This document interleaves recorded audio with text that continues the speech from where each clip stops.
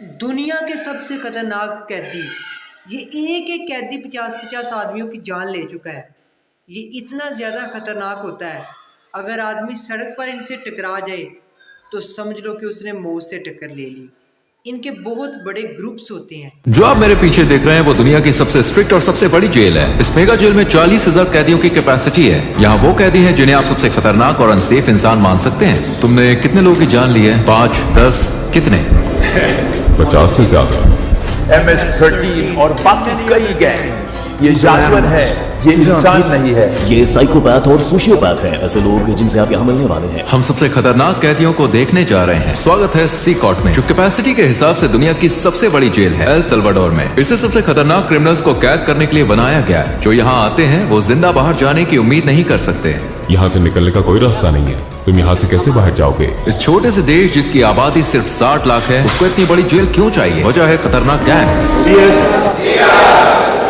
कभी पूरे देश पर राज करने वाले इन गैंग्स पर मार्च 2022 से कड़ी कार्रवाई शुरू हुई। राष्ट्रपति नायाब बुकेले के शासन में सिर्फ 16 महीनों में 70,000 से ज्यादा लोगों को अरेस्ट किया गया। ये देश के एडल्ट पॉपुलेशन का करीब 2% है। बसों ने रात के अंधेरे में एक सख्ती से तैयार किए गए ऑपरेशन में हजारों गैंग के सदस्यों को जंजीरों में बांधकर सी कॉर्ट पहुंचाया। एक के पीछे एक बैठाए, सिर झुकाए, वो एक ही भीड़ की तरह दिख रहे थे। हथियारबंद गार्ड से घिरे होने के कारण उनमें से किसी ने भी आदेशों का विरोध करने की हिम्मत नहीं करी। एक ही दिन में उनकी जिंदगी पूरी तरह से बदल गई। हम यहाँ के सबसे खतरनाक गैंग लीडर का इंटरव्यू भी करेंगे। 10 मिनट। 2022 में बनी ये जेल बहुत बड़ी है। ये जेल जो है ये करीब 410 एकड़ में फैली है दोस्तों। और आपको बता दें इसमें करीब 8 अलग अलग हिस्से हैं। हर 2 हिस्सों को 3 मीटर ऊंची दीवार और नुकीले तारों से घेरा गया है। ये पूरी जगह 9 मीटर ऊंची दीवार और 3 मीटर ऊंची बिजली की तारों वाली फेंस से घिरी हुई है, जिसमें 15,000 वॉट का करंट है। 19 वॉच टावर्स हर हरकत पर नजर रख रहे हैं ताकि कुछ भी छूट न जाए। यहाँ की पूरी डिजाइन सिर्फ भागने से नहीं रोकती, बल्कि भागने के ख्याल को ही मिटा देती है। हेलो, हमारे पास प्रेसिडेंसी से परमिशन है। सोल्जर्स ने हमें रोक लिया। हमें उम्मीद है कि यह आखिरी चेक पॉइंट होगा। सी कॉर्ट के आसपास के 2 किलोमीटर के दायरे में जैमर ने सारे सिग्नल्स ब्लॉक कर दिए हैं, जिससे कम्युनिकेशन बंद हो गया है। जेल की सुरक्षा के लिए 600 से ज्यादा सैनिक सिर्फ बाहरी सुरक्षा पर तैनात हैं। जेल में दाखिल होने से पहले हमें अपनी सारी चीजें यहीं छोड़नी होंगी। हम सिर्फ कैमरा और माइक्रोफोन साथ ले जाएंगे बस। धीरे धीरे पास करो, कैमरे की तरफ देखो। Body scanner. मुझे याद नहीं रहा कि मैंने अपनी वेडिंग रिंग उतारी है। इसे वहां रखना होगा। यह मशीन कुछ भी छुपने नहीं देती। यह हाई कैपेसिटी एक्सरे स्कैन हड्डियों और अंदरूनी अंगों तक को दिखा देता है। इसे खासतौर पर नए कैदियों की जांच के लिए इस्तेमाल किया जाता है, ताकि कोई भी अपनी बॉडी में ऐसा सामान ना ले जाने की कोशिश करे जो पूरी तरह से प्रतिबंधित है। ये लोग चीजें निगल लेते थे या फिर बजा और एक के जरिए अंदर लाने की कोशिश करते थे। Micro SD card, micro chips और यहाँ तक कि फोन चार्जर भी। एक और गहन बॉडी चेक की गई। अपने जूते उतारो। उन्होंने हमारे सॉक्स को भी अंदर से चेक किया। हमें केवल सिक्योरिटी पार करने में 1 घंटा लग गया, जबकि हमें मीडिया के रूप में इनवाइट किया गया था और इसके लिए महीनों पहले अप्लाई किया था। गार्ड्स ने मास्क पहना है क्योंकि वो यहाँ एक जोखिम भरा काम कर रहे हैं। अगर उनकी पहचान हो गई तो टाउन सेंटर्स जाना उनके लिए और भी खतरनाक हो सकता है, क्योंकि इनके गैंग्स के बहुत सारे कनेक्शन है, इसलिए उन्हें अपनी पहचान छुपानी पड़ती है। आप मास्क क्यों नहीं पहनते? मुझे उनसे आमने सामने बात करनी पड़ती है, उनकी आंखों में देखकर। वो पहले से ही जानते हैं कि मैं कौन हूँ। अब हम रजिस्ट्रेशन रूम में हैं। ये जगह सिर्फ कैदियों के लिए है। जब किसी क्रिमिनल को सड़क से पकड़ा जाता है तो उनके पास कोई ID नहीं होती और ना ही वो अपना असली नाम बताते हैं, इसलिए उनके फिंगरप्रिंट और फोटो लेकर उन्हें सिस्टम में एनरोल किया जाता है।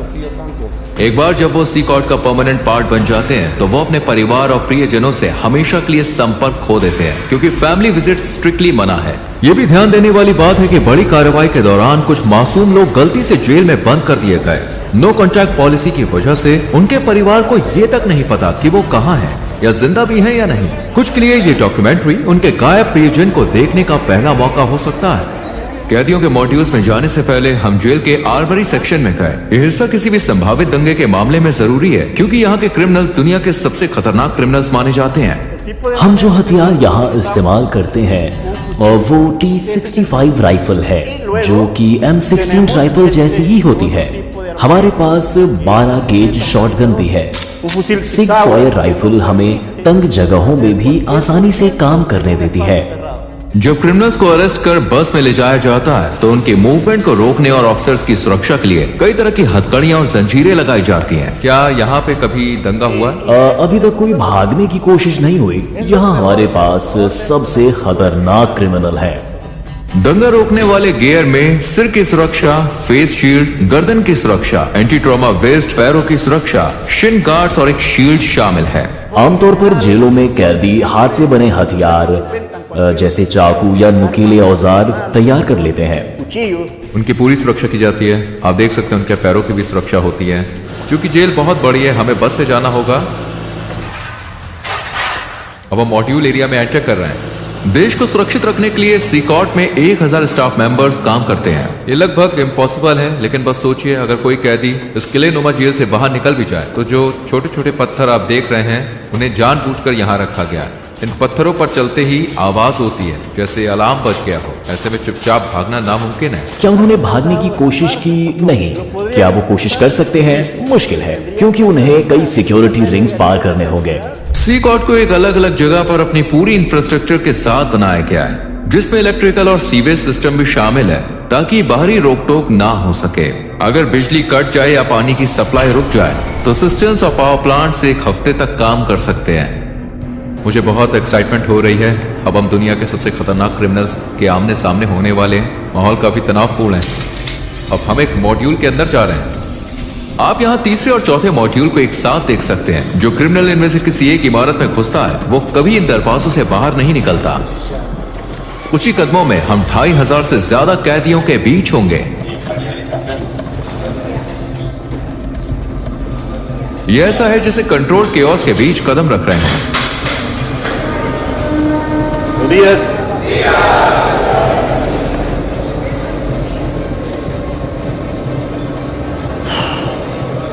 उनकी सारी नजरें मुझ पर हैं। वो मेरे हर कदम को देख रहे हैं। मैं उनकी आंखों से नजरें मिला रहा हूं।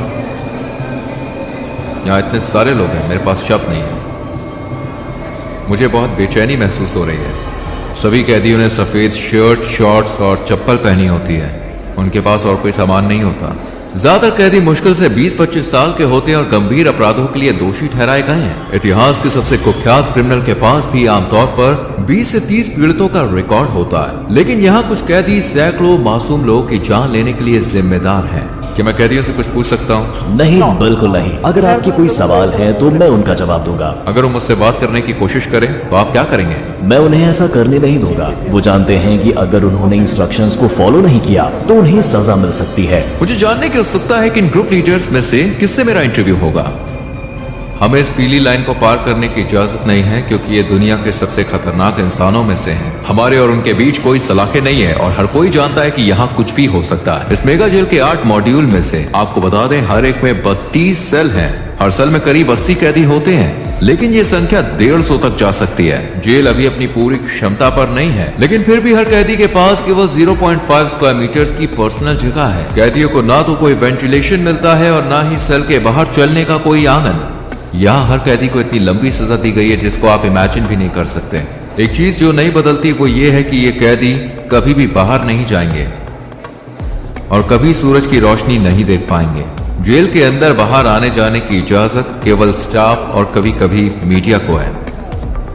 ये लोग कभी भी इस बिल्डिंग को नहीं छोड़ेंगे। अगर आप उनके चेहरे को देखें तो उनकी आंखों में खालीपन दिखेगा। इनके पास भविष्य के लिए कोई उम्मीद नहीं है। ये लोग बहुत रोबोटिक लगते हैं। इनकी जिंदगी एकदम बेजान चल रही है। ये खुला कोना इनका टॉयलेट एरिया है।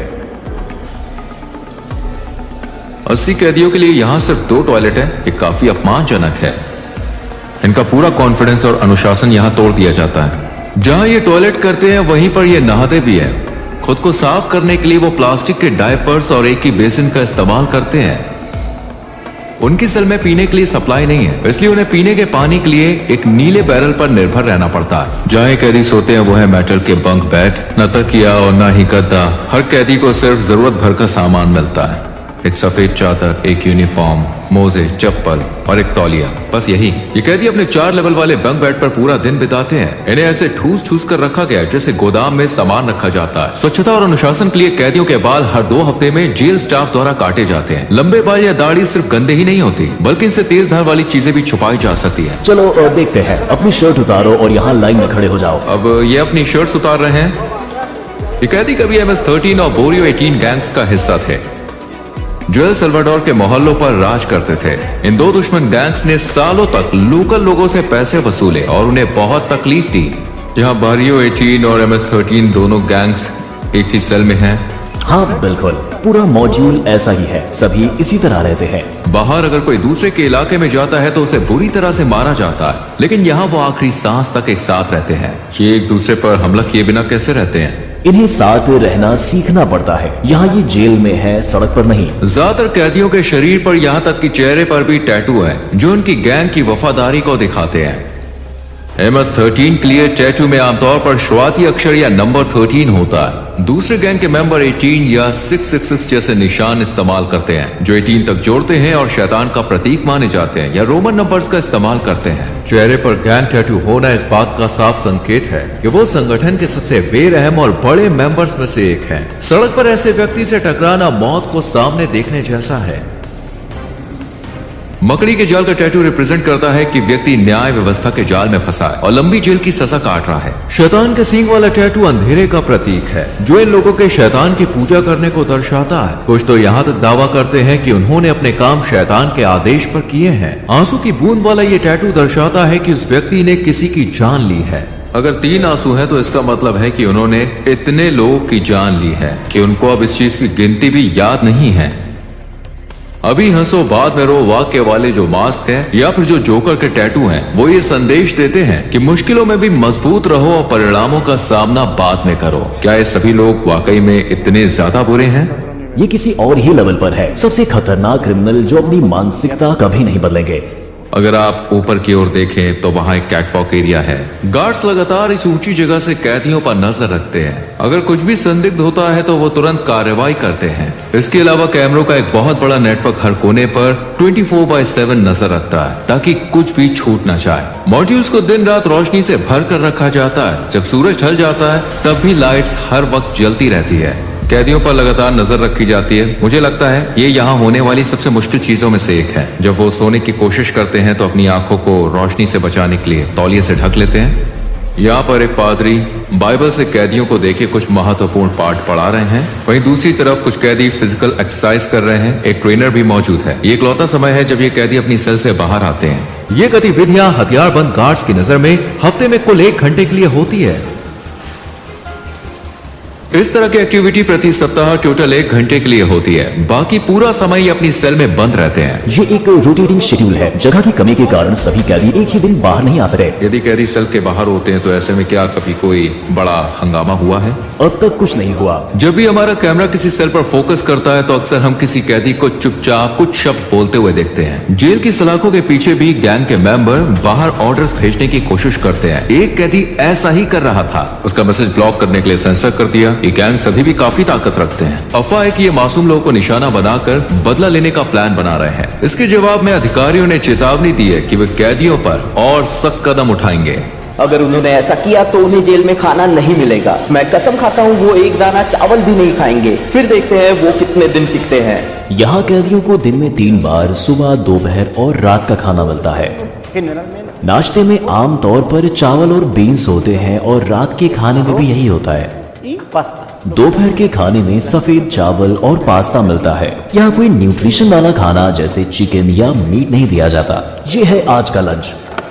चावल, पास्ता और 2 टॉर्टिला। क्या मेन्यू रोज बदलता है? नहीं। क्या हर दिन यही खाना होता है? हाँ, हमेशा यही। फ्रेशमेंट। ये एक मीठा पेय है। वैसे खुद चखने वाला हूँ। कैदियों को अपने हाथों से खाना खाना पड़ता है और खाने के बाद अपनी प्लेटें साफ करनी होती है। प्रोटीन की कमी वाली इस डाइट के कारण इनमें से कई को न्यूट्रिशन की कमी की समस्या हो सकती है। हम कैदियों के साथ इंटरव्यू शुरू करने से पहले आपको एक ऐसी जगह दिखाना चाहते हैं जो अब तक देखी गई जगहों से भी ज्यादा खौफनाक है। ये है आइसोलेशन सेल एरिया।